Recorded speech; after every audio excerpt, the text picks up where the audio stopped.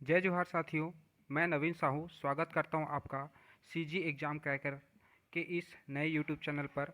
आप इस चैनल पर छत्तीसगढ़ पुलिस और आबकारी भर्ती जैसे एग्ज़ाम्स के लिए महत्वपूर्ण संकलन देखने जा रहे हैं। ये आज की क्लास में हम लोक कला एवं संस्कृति से संबंधित 30 अति महत्वपूर्ण प्रश्न करने वाले हैं और ऐसे ही मैं 30 प्रश्नों की श्रृंखला आपके लिए लाते रहूँगा। आज का यह वीडियो पहला पार्ट होगा। ये वीडियो अलग अलग पार्ट्स में डिवाइडेड रहेगा, जिसमें हम अलग अलग प्रश्नों को जो प्रीवियस एग्जाम में आ चुके हैं उनको हम लोग करने वाले हैं। तो चलिए पहले प्रश्न की ओर चलते हैं। चलिए, हमारा पहला प्रश्न है, पंथी नृत्य किस समुदाय से संबंधित है? तो पंथी नृत्य के बारे में बताना है साथियों आपको। पंथी नृत्य की बात करूं तो पंथी नृत्य जो है आपके न ही गोंड समुदाय से संबंधित है, न ही उरांव समुदाय से संबंधित है, न ही राउत जाति से संबंधित है और न ही हल्बा जनजाति से, बल्कि ये सतनाम पंथ के लोगों से संबंधित है। या मैं कह सकता हूँ कि सतनामी पंथ के जो लोग होते हैं वो पंथी नृत्य करते हैं।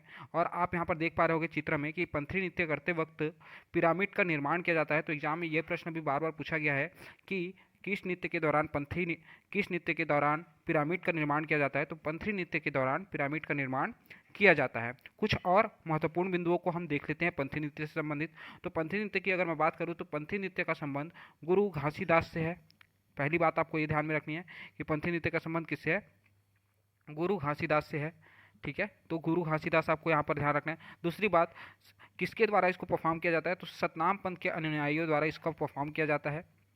इसमें प्रमुख कलाकार आपका जो है वो है स्वर्गीय देवदास बंजारे जी। ये स्वर्गीय देवदास बंजारे जी का फोटो है। इन्होंने अंतर्राष्ट्रीय स्तर पर पंथी नृत्य को ख्याति प्राप्त करवाया है। तो यहाँ पर अगर एग्जाम में पूछे कि पंथी नृत्य को अंतर्राष्ट्रीय स्तर पर ख्याति प्राप्त कराने वाले व्यक्तित्व कौन है, तो स्वर्गीय देवदास बंजारे जी हैं। प्रमुख वाद्य यंत्र पंथी नृत्य के दौरान आपको ध्यान रखना है कि पंथी नृत्य के दौरान एक ढोलक जैसे वाद्य यंत्र का प्रयोग होता है और एक मंजीरा जैसे वाद्य यंत्र का प्रयोग होता है, जिसे मांदर और झांझ कहा जाता है। यहाँ पे मैंने चित्र निरूपण करके बताया है कि मांदर और झांझ किसे कहा जाता है। तो ध्यान रखिएगा, प्रमुख वाद्य यंत्र है मांदर व झांझ। पंथी नृत्य के बारे में विशेष अगर की जाए तो पंथी नृत्य में नर्तक कलाबाजी करते हैं और पिरामिड का निर्माण करते हैं। जैसे कि मैंने पीछे आपको दिखाया चित्र के माध्यम से कि यहाँ पर पंथी नृत्य के कलाकार किसका निर्माण करते हैं? पिरामिड का निर्माण करते हैं। ठीक है साथियों, तो फिर हम अगले प्रश्न की ओर चलते हैं। हमारा अगला प्रश्न है, मुरिया जनजाति कौन सा नृत्य करता है? ठीक है, तो मुरिया जनजाति के बारे में अगर बात की जाए तो मुरिया जनजाति जो है मांद्री नृत्य करता है। ठीक है, तो ये चित्र में आप देख पा रहे होंगे सांकेतिक रूप से कि मुरिया जनजाति के लोग मांद्री नृत्य करते हैं। मांद्री नृत्य के बारे में और कुछ कुछ बातें हम लोग जान लेते हैं, जैसे कि मांद्री नृत्य किसके द्वारा किया जाता है? तो मुरिया या मुड़िया जनजाति द्वारा इस नृत्य को किया जाता है। दूसरी बात, इसको कहाँ किया जाता है? तो आपको ध्यान रखना है कि मांद्री नृत्य को घोटुल के चारों ओर घूम घूम कर किया जाता है। अगर ये आपका घोटुल है इस तरीके से, ठीक है, ये घोटुल है, तो घोटुल के चारों ओर घूम घूम कर मांद्री नृत्य को परफॉर्म किया जाता है। इसमें वाद्य यंत्र के रूप में चिटकुल और बिरजिया ढोल का प्रयोग किया जाता है। तो आपको ध्यान रखना है, वाद्य यंत्र के रूप में चिटकुल और बिरजिया ढोल का प्रयोग किया जाता है। ठीक है, इस नृत्य में नर्तक गायन नहीं करते, केवल नृत्य ही किया जाता है। इस नृत्य के बाद लांदा, लांदा क्या होता है? चावल से बना एक पेय पदार्थ होता है। ठीक है, लांदा व दाड़नों का दाड़ना जो महुए से निर्मित होता है, किससे निर्मित होता है? महुए से निर्मित होता है, को दिया जाता है। तो इस नृत्य को परफॉर्म करने के बाद परफॉर्मर को लांदा और दाड़ना ये चीज़ें पेय के रूप में दिया जाता है। चलिए अगले प्रश्न की ओर चलते हैं साथियों। हमारा अगला प्रश्न है, सैला नृत्य कौन करता है?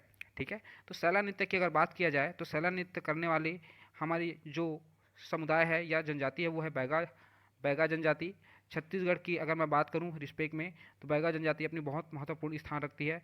और थोड़ी सी जानकारी देख लेते हैं सैला नृत्य के बारे में। तो सैला नृत्य के बारे में आप यहाँ पर देख पा रहे होंगे, सांकेतिक रूप से चित्र में दिखाई पड़ रहा होगा कि सैला नृत्य में केवल पुरुष भाग लेते हैं। ठीक है, और आगे इसके बारे में अगर बात करें तो सैला नृत्य को ही हंडा नृत्य, सैलारीना नृत्य इत्यादि नामों से भी जाना जाता है। किन जनजातियों द्वारा इस नृत्य को किया जाता है? तो ध्यान रखना है, बैगा हो गया, गोंड हो गया और प्रधान हो गया, इन तीनों जनजाति द्वारा सैला नृत्य को किया जाता है। इसका एक उपनाम भी है जिसको कहा जाता है गिरधा नृत्य। क्या कहा जाता है? गिरधा। इसका एक उपनाम क्या है? गिरधा। ठीक है, पद्धति की बात करूं तो इसको सैला एवं रीना दो पद्धतियों में किया जाता है। सैला इसका नृत्य पद्धति है, वहीं पर रीना जो है इसकी गायन पद्धति है, ये भी आपको ध्यान में रखना है। अवसर, किस अवसर पर इसको किया जाता है, तो धान कटाई के पश्चात या दीपावली के समय भी किया जाता है। धान कटाई के पश्चात या दीपावली के समय किया जाता है। इसकी शुरुआत कब से होती है दोस्तों, तो ध्यान रखना है कि शरद पूर्णिमा से इसकी शुरुआत हो जाती है। सैलारीना या डंडा नृत्य की बात करूं तो ये जो है आपकी सैलारीना की शुरुआत जो है शरद पूर्णिमा से हो जाती है। इसमें ध्यान देने वाली बात यह है कि इसमें केवल पुरुष नर्तक ही भाग लेते हैं। ठीक है, पुरुष नर्तक ही भाग लेते हैं। डांडिया का ही एक रूप है ये, सरगुजा क्षेत्र में सर्व प्रमुख है। यह नृत्य छड़ी की सहायता से किया जाता है। तो अगर आपको एग्जाम में पूछे कि सरगुजा क्षेत्र में प्रचलित नृत्य, बहुत फेमस नृत्य कौन सा है, तब भी आपका उत्तर क्या आ जाएगा, सैला नृत्य। चलिए अगले प्रश्न की ओर चलते हैं। अगला प्रश्न है हमारा, मुड़िया जनजाति में पूस कोलांग या पूस कलंगा नृत्य कौन करता है। तो पूस कोलांग या पूस कलंगा नृत्य के बारे में पूछ रहा है प्रश्न में। तो पूस कलंगा नृत्य एक ऐसा नृत्य है, यह भी एक ऐसा नृत्य है दोस्तों जिसको सिर्फ पुरुष करते हैं, पुरुष के द्वारा ही इस नृत्य को किया जाता है। तो इस क्वेश्चन का भी सही उत्तर क्या हो जाएगा, ऑप्शन ए, पुरुषों के द्वारा इस नृत्य को किया जाता है। यहाँ पर आप देख पा रहे होगे इसमें भी किसी एक पिरामिड का निर्माण किया जाता है और पुरुषों का द्वारा ही इस नृत्य को किया जाता है। ये बात आपको ध्यान में रखनी है। पुष्कलंगा के बारे में और कुछ चीज़ें हम लोग ध्यान में रखना जरूरी है क्या, जैसे कि कोलांग पाटा, पुष कोलांग और देव कोलांग इसके ही और नाम है। कोलांग पाटा भी कहा जाता है, इसे पुष कोलांग कहा जाता है या देव कोलांग कहा जाता है। जनजाति अगर बात करें तो मुड़िया जनजाति द्वारा किया जाता है और केवल पुरुषों द्वारा किया जाता है। ये एग्जाम में प्रश्न बहुत बार पूछा हुआ है, केवल पुरुषों द्वारा किया जाता है। ठीक है, कब किया जाता है, तो चैत्र मास में किया जाता है। कब किया जाता है, चैत्र मास में। यह एक प्रकार का पाटा जात्रा नृत्य है, पाटा जात्रा नृत्य है, आपको ध्यान रखना है। और इसको कहाँ किया जाता है, तो घोटुल में किया जाता है। क्या ध्यान रखना है दोस्तों, आपको घोटुल में किया जाता है। आगे के पॉइंट की बात करूं तो देवताओं के सम्मान में किया जाने वाला नृत्य है। ठीक है, इसमें किसी भी प्रकार का वाद्य यंत्र नहीं बजाया जाता। एक क्वेश्चन एग्जाम में और पूछा गया है कि वह नृत्य कौन सा है जिससे स्वयं के गांव में न करके दूसरे गांव में किया जाता है, तब भी आपका उत्तर क्या होगा, कोलांग पाटा होगा, क्योंकि इसको स्वयं के गांव में न करके दूसरे के गांव में किया जाता है। ध्यान रखना है आपको साथियों कि 3 साल तक इस नृत्य को करने के बाद अगले 3 साल तक छेरता नृत्य का आयोजन किया जाता है। तो पहले 3 साल कोलांग पाटा नृत्य को किया जाता है, उसके अगले 3 साल छेरता नृत्य को किया जाता है। ठीक है, तो चलिए इससे संबंधित सारी इन्फॉर्मेशन यहाँ पे कंप्लीट होते हैं। नेक्स्ट क्वेश्चन की ओर चलते हैं। हमारा अगला प्रश्न है, मांद्री नृत्य कौन करते हैं। ठीक है, तो मांद्री नृत्य के बारे में आप लोगों ने अभी पढ़ा कि मांद्री नृत्य कौन करता है। भाई अभी हमने पढ़ा मांद्री नृत्य मुड़िया जनजाति द्वारा किया जाता है। ठीक है, मांद्री नृत्य मुड़िया जनजाति द्वारा किया जाता है। ठीक है, आगे चलते हैं। सैलारीना नृत्य इनमें से कौन सी जनजाति करती है, तो गोंड है, बैगा है, प्रधान है या उपयुक्त सभी है। तो मैंने अभी थोड़ी देर पहले ये बताया कि सैलारीना नृत्य जो है गोंड, बैगा और प्रधान तीनों जनजातियों द्वारा किया जाता है। तो इसका सही उत्तर क्या हो जाएगा साथियों, ऑप्शन डी। तो सही उत्तर क्या हो जाएगा, ऑप्शन डी। चलिए अगले प्रश्न की ओर चलते हैं। उर्राव जनजाति का कौन सा नृत्य करते हैं। उर्राव जनजाति के द्वारा अगर बात किया जाए तो उर्राव जनजाति द्वारा आप सभी को मालूम है दोस्तों कि उर्राव जनजाति सरहुल नृत्य के लिए फेमस है। तो इसका सही उत्तर क्या हो जाएगा, ऑप्शन डी, सरहुल नृत्य। ये आप चित्र में देख पा रहे होंगे कि सरहुल नृत्य का एक सांकेतिक चित्र मैंने यहाँ पर लगाया हुआ है, सरहुल नृत्य, जो कि सरगुजा क्षेत्र में बहुत ज़्यादा प्रसिद्ध है। ठीक है, उर्राव जनजाति का जो आपका देवी नृत्य है, देवी नृत्य के नाम से भी जाना जाता है। ठीक है, और कुछ जानकारी इसके बारे में हम लोग देख लेते हैं। सरहुल नृत्य में आपको ध्यान रखना है कि इसमें एक वृक्ष की पूजा की जाती है, जो है आपका साल वृक्ष। ठीक है, बहुत इंपॉर्टेंस रखता है सरहुल नृत्य में। साल वृक्ष में जब फूल आ जाता है तब सरहुल नृत्य किया जाता है। तो जनजाति आपको ध्यान रखना है, सरहुल नृत्य किसके द्वारा किया जाता है, तो उर्राव जनजाति द्वारा। किस क्षेत्र में ये प्रचलित है, तो ध्यान रखना है सरगुजा अंचल में प्रचलित है। किस माह में इसको किया जाता है, तो ध्यान रखना है चैत्र मास में इसको किया जाता है। अवसर चैत्र पूर्णिमा में साल वृक्ष में फूल आने के अवसर पर यह नृत्य किया जाता है। वाद्य यंत्र के रूप में मांदर एवं झांझ का प्रयोग किया जाता है। मांदर और झांझ का चित्र मैंने पहले ही दिखाया है आपको कि मांदर और झांझ आपके कैसे दिखाई देते हैं। विशेष इसे जनजाति का पूजा नृत्य भी कहा जाता है। ध्यान रखना है, इसे जनजाति का क्या कहा जाता है, पूजा नृत्य। साल वृक्ष की पूजा की जाती है। इस नृत्य में किसकी पूजा की जाती है, साल वृक्ष की। और इसी साल वृक्ष में सरहुल जनजाति द्वारा सरना देवी का निवास माना जाता है।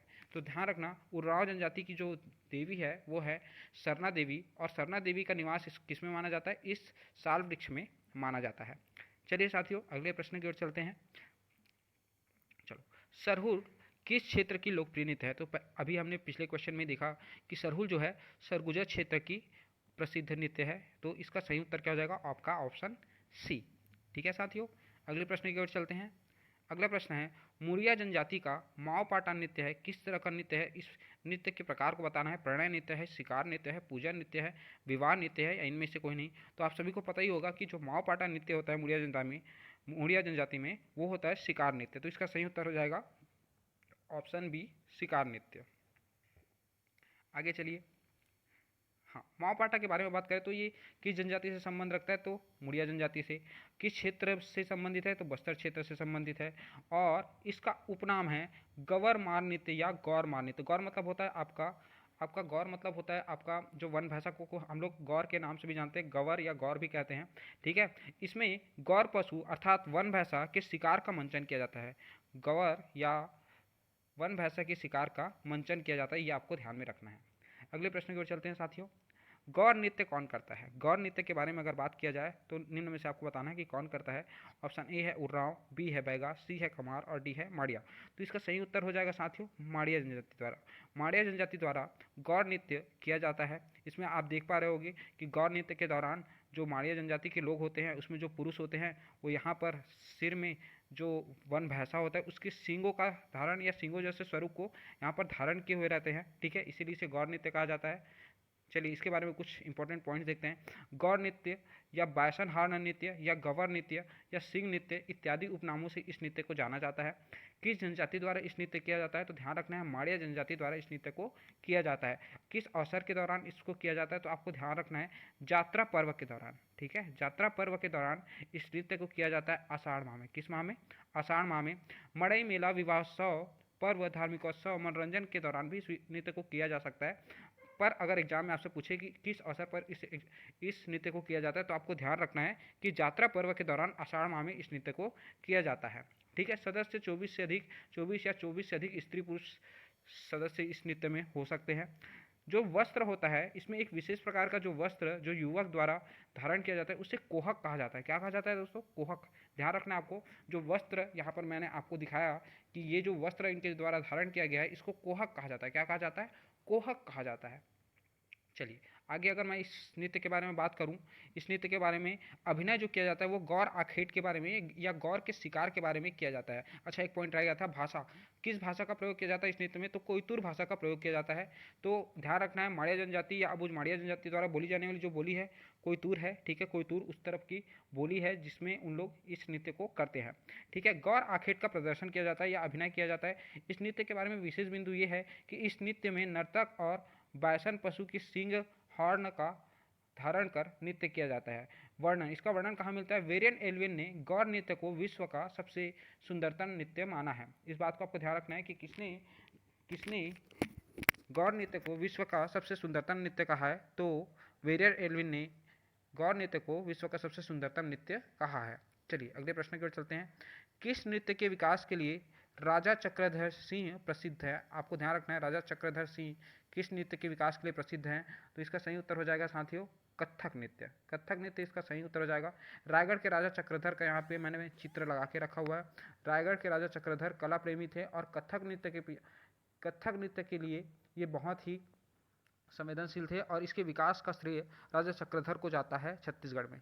चलिए आगे की ओर चलते हैं। गेड़ी नृत्य का प्रचलन किस जनजाति में है? ध्यान रखना ये भी एक ऐसा नृत्य है दोस्तों, गेड़ी नृत्य, जिसमें केवल पुरुष भाग लेते हैं, ठीक है। और गेड़ी नृत्य की अगर बात करूं तो गेड़ी नृत्य का प्रचलन जो है मुड़िया जनजाति में है। इसमें आपको दिखाई दे रहे होंगे कि जो पुरुष है वो लकड़ी नुमा एक संरचना पर गेड़ी निर्माण करके उस पर चढ़कर नृत्य करते हैं। बहुत तेज गति से ये नृत्य होता है साथियों। इस नृत्य में गेड़ी या लकड़ी के ऊपर चढ़कर नृत्य किया जाता है। इस नृत्य के बारे में और कुछ जानकारी आपको मैं बताना चाहूँगा। इसको मुड़िया जनजाति द्वारा किया जाता है। किस क्षेत्र में बहुत ज़्यादा प्रसिद्ध है? तो बस्तर क्षेत्र में सर्वाधिक किया जाता है। इसमें भीमा देव को प्रसन्न करने के लिए इस नृत्य को किया जाता है। किस देव को? भीमा देव को, ठीक है। साथ में नवाखानी पर्व एवं विवाह के अवसर पर किया जाता है। किस अवसर पर किया जाता है? नवाखानी और विवाह के अवसर पर किया जाता है। इसमें गायन नहीं होता, नर्तक बांस से निर्मित गेड़ी पर चढ़कर द्रुत गति से नृत्य करते हैं। बहुत तेजी से नृत्य करते हैं, इसे द्रुत गति से नृत्य करना कहते हैं।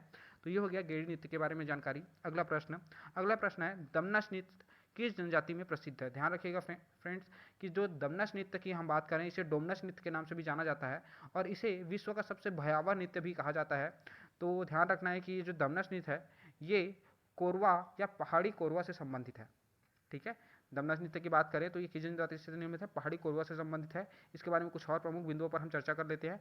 जैसे कि अगर मैं बात करूं, दमनस नृत्य या डोमनस नृत्य जो है पहाड़ी कोरवा द्वारा किया जाता है, और आपको ध्यान रखना है कि ये ऐसा नृत्य है जिसे विवाह के अवसर पर किया जाता है। किस अवसर पर किया जाता है, विवाह के अवसर पर। और यह नृत्य सामान्यतः जसपुर और कोरबा अंचल में किया जाता है।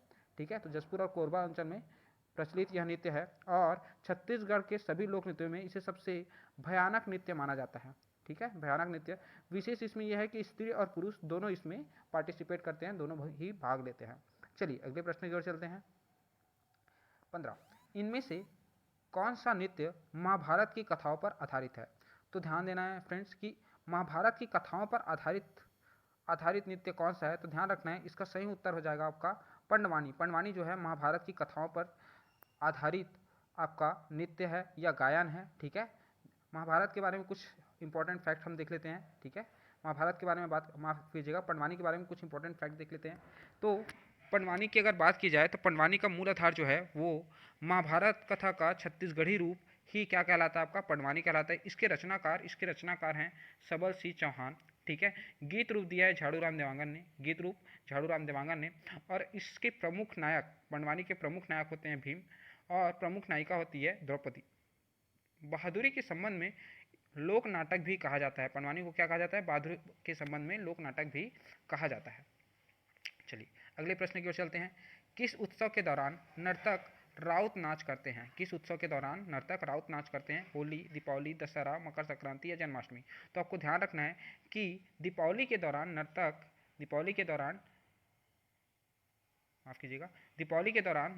राउत नाचा करते हैं। ठीक है, तो इसका सही उत्तर हो जाएगा आपका ऑप्शन बी। चलिए अगले प्रश्न की ओर चलते हैं। राउत नाचा के बारे में कुछ जरूरी जानकारी देख लेते हैं। राउत नाचा का अन्य नाम है आपका गहिरा नाच या अहिरा नाच। दीपावली पर्व के अवसर पर इस नृत्य को किया जाता है। ठीक है, और भगवान कृष्ण के पूजा के प्रतीक के रूप में भी इस नृत्य को जाना जाता है। एग्जाम में यह भी प्रश्न बहुत पूछा जाता है कि भगवान कृष्ण के प्रतीक के रूप में किसे जाना जाता है। तो राउत नाचा को भगवान कृष्ण के पूजा के प्रतीक के रूप में माना जाता है। इसमें प्रमुख वाद्य यंत्र को एग्जाम में बहुत बार पूछा हुआ है, तो आपको ध्यान रखना है इसमें गढ़वा बाजा का प्रयोग किया जाता है। ठीक है, गढ़वा बाजा का प्रयोग किया जाता है, एक तरह का बाजा होता है। ठीक है, राउत जाति द्वारा यह नृत्य किया जाता है। किस जाति द्वारा, राउत जाति। जनजाति नहीं है राउत, राउत एक जाति है, छत्तीसगढ़ की जाति है। ठीक है, यादव परिवार के नाम से भी आप उनको जानते हो जनरली। ठीक है, केवल पुरुष कलाकार भाग लेते हैं, ये भी आपको ध्यान रखना है, केवल पुरुष कलाकार भाग लेते हैं। चलिए अगले प्रश्न की ओर चलते हैं। एबालतोर किस क्षेत्र की जनजातियों का लोकप्रिय नृत्य है। तो एबालतोर की अगर बात की जाए तो एबालतोर जो है आपका बस्तर संभाग का लोकप्रिय नृत्य है।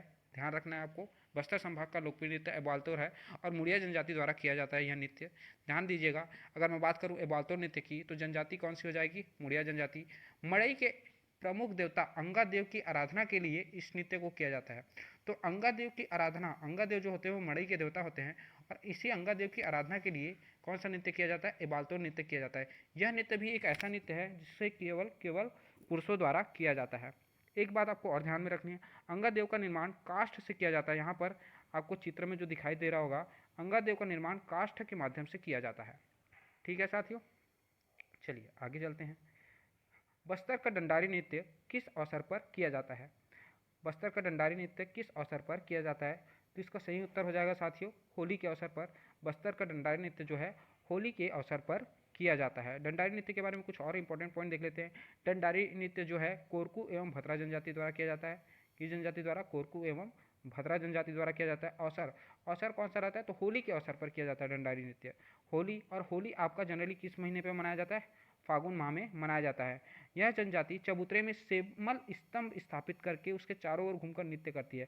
तो आपको एक बात ध्यान रखना है कि कौन से नृत्य के दौरान सेमल स्तंभ का निर्माण किया जाता है। तो आपको ध्यान रखना है कि डंडारी नृत्य के दौरान सेमल स्तंभ का निर्माण किया जाता है। चलिए अगले प्रश्न की ओर चलते हैं। कौन सा पारंपरिक नृत्य भगवान कृष्ण के पूजा के प्रतीक के रूप में किया जाता है। तो मैंने फ्रेंड्स अभी थोड़ी देर पहले बताया कि भगवान कृष्ण के पूजा के प्रतीक के रूप में आपका राउत नाचा जो होता है उस नृत्य को किया जाता है। तो इसका सही उत्तर क्या हो जाएगा, ए, ऑप्शन ए, राउत नाचा। ठीक है, तो भगवान कृष्ण के पूजा के प्रतीक के रूप में राउत नाचा किया जाता है।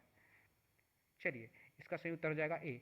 एक आखिरी प्रश्न बचा हुआ है साथियों, कंवर जनजाति किस नृत्य के लिए विशेष प्रसिद्ध है। तो साथियों ये एक लास्ट क्वेश्चन बचा हुआ है, मैं चाहता हूँ कि इस क्वेश्चन का उत्तर आप कमेंट बॉक्स में दें, और आपको वीडियो कैसा लगा ये भी कमेंट में बताएं, क्या सुधार करने की आवश्यकता है ये भी बताएं।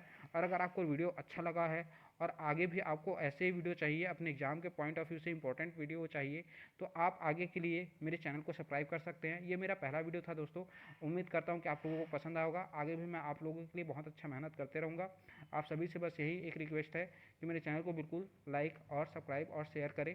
धन्यवाद।